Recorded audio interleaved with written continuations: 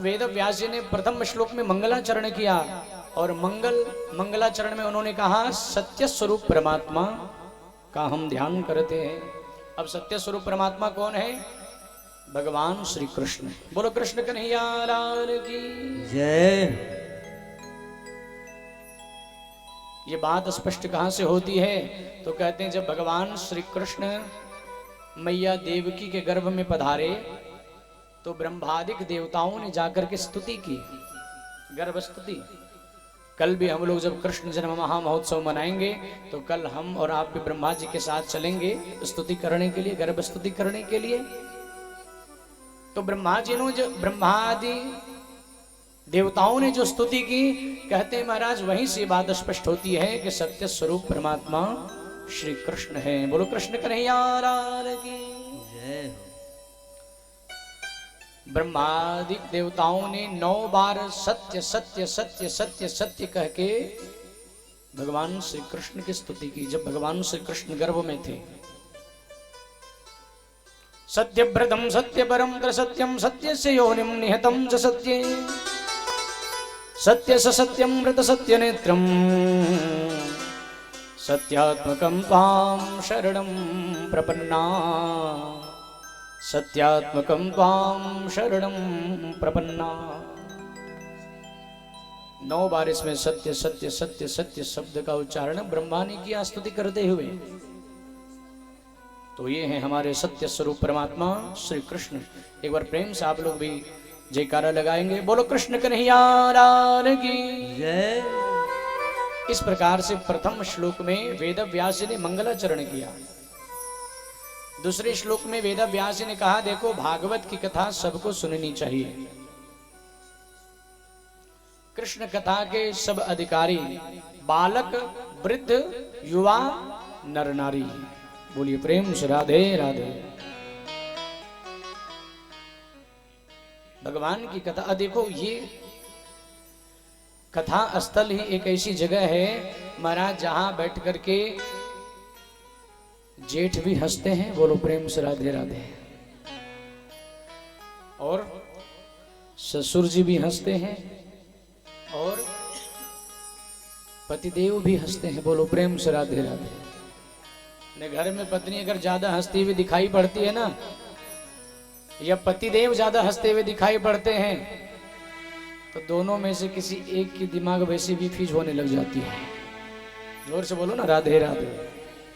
नहीं, आपकी कालिंदीपुरम में ऐसे कोई नहीं है और ऐसे कोई नहीं है, ये बाहर की बात है। बोलिए प्रेम से राधे राधे राधे राधे। दूसरे श्लोक में वेद व्यास जी ने कहा वेद्यम वास्तव मत्र वस्त्र शिवदम तापत्रयोन्मूलनम। वेद्यम मतलब जानो सुनो, क्या? भागवत की कथा। क्यों? क्योंकि भागवत की कथा सुनने से तापत्रयोन्मूलनम, तीनों तापों का उन्मूलन हो जाता है। और मैंने आपको प्रथम दिन भी निवेदन किया था कि संसार में जितने भी जीव हैं, सिर्फ मनुष्य की ही मैं बात नहीं करता, संसार में जितने भी जीव हैं सभी 3 ताप से ही परेशान हैं। कोई दैहिक ताप से परेशान है, कोई दैविक ताप से परेशान है, कोई भौतिक ताप से परेशान है। दैहिक दैविक भौतिक, ये बात मैंने आप लोग को प्रथम दिन ही निवेदन कर दिया था। बोलिए प्रेम से राधे राधे।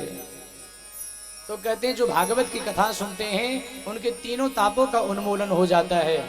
और कहते हैं ये भागवत कथा क्या देती है सुनने से? कहते हैं ये भागवत कथा हम सबको कल्याण प्रदान कर देती है। शिवम ददाति इति शिवदम। शिव का मतलब होता है कल्याण।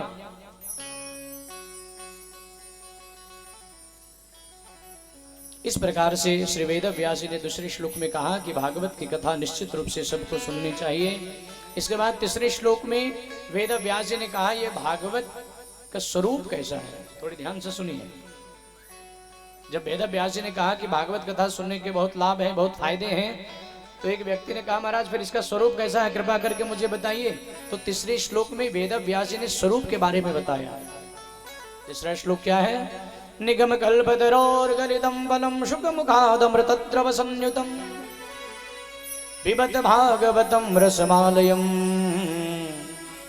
मुहुरहो रसिका भुवि भावुका मोहरहो रसिका भुवि भावुका। कहते हैं ये जो भागवत की कथा है ये निगम कल्पतरोर गलितम फलम, कहते हैं ये निगम रूपी वृक्ष का,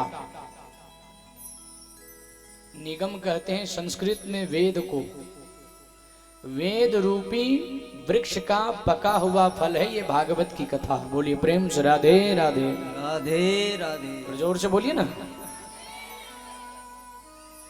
ये भागवत की कथा आपको जो फल पका है वही फल मैं आप लोगों को खिला रहा हूं, कच्चा फल नहीं खिला रहा हूं। कच्चा फल खिलाने से हो सकता है कि ठंडी का समय है, सर्दी खांसी हो जाए। बोलिए प्रेम से राधे राधे। लेकिन पका हुआ फल खाओगे तो ये आपके लिए आपको पुष्टि ही प्रदान करने वाला होगा। बोलो कृष्ण कन्हैया लाल की जय हो। इसलिए कहते हैं निगम कल्पतरोर गलितम फलम, ये निगम मतलब वेद रूपी वृक्ष का पका हुआ फल है ये भागवत की कथा, जो श्री सुखदेव जी के मुखारविंद से निश्रित है। शुक मुखाद अमृत द्रव संयुतम, और ये अमृत से लबालब भरी पड़ी है ये कथा। तो कहते हैं महाराज ये कथा कौन कौन सुने, तो कहते हैं देखो रसिका भुवि भावुका। वैसे तो कथा के अधिकारी सभी हैं, लेकिन ये भागवत की कथा उसी के लिए है जिसके अंदर भाव हो। बोलिए प्रेम से राधे राधे। राधे राधे। जो रसिक जन हो, जो भावुक जन हो, महाराज ये भागवत की कथा भी उन्हीं के लिए कल्याण करती है। रसिका भुवि भावुका। और कहते हैं महाराज ये भागवत की कथा कितनी बार सुने, तो कहते हैं मुहुरहो रसिका भुवि भावुका। ये भागवत की कथा एक बार नहीं कई बार, मुहु मतलब बार बार बार बार बार बार। और भागवत की कथा तब तक सुनिए जब तक आपका कल्याण ना हो जाए, जब तक आपका उद्धार ना हो जाए।